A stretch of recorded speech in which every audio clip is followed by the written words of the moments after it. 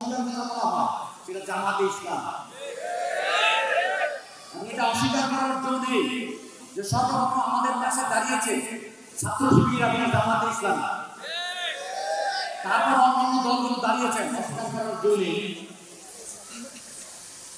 শহীদ পরিবারগুলো আপনারা দেখবেন, তারপরে যতগুলো প্রোগ্রাম হয় তার মধ্যে শহীদ পরিবারের সর্বোচ্চ সংখ্যক উপস্থিতি থাকে এই জামাত ইসলামের কথা। আমি আপনাদের স্টেজের মাধ্যমে সামাজিক ভাইদের মাধ্যমে জানাতে চাই, সর্বপ্রথম শহীদ পরিবারের পক্ষ থেকে আমরা সর্বপ্রথম বিচার চাই, তারপর সংস্কার, তারপর নির্বাচন কবে হবে এটা আমার মাথা ব্যথা না।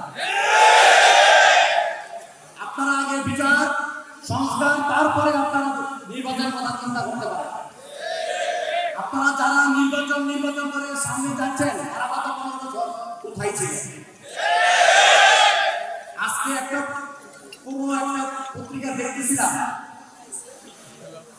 24-এর একটা পত্রিকা দেখতেছিলাম শেখ হাসিনার পতন, তার আগের একটা পত্রিকা দেখতেছিলাম খালেদা জিয়ার পতন, তার আগের একটা পত্রিকা দেখতেছিলাম এরশাদের পদত্যাগ। তো আমরা প্রত্যেকটা দল আমাদের দেখা শেষ, এবার জামাতে ইসলামের বাংলাদেশ।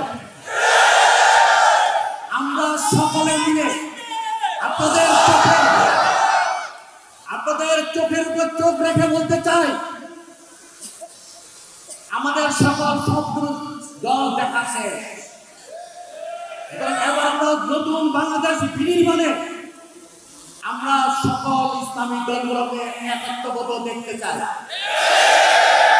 আমাদের শহীদ পরিবার প্রায় 1400-র কাছাকাছি এবং বন্ধুত্ব বরণকারী প্রায় 25,000-এর কাছাকাছি সংখ্যায় আমরা কিন্তু কম নই। সুতরাং প্রত্যেকটা দৃষ্টিতে আমাদের শহীদ পরিবার আছে। আমাদেরকে আপনারা এবার ঘুম দিয়ে শিখেন, আমাদেরকে চিন্তা করতে শিখেন। আমরা কিন্তু পিছপা হব না। যদি সামনে নির্বাচন নিয়ে আপনারা সংস্কারকে অবহেলা করেন, আমরা সামনে আপনাদেরকে ছেড়ে কথা বলবো না।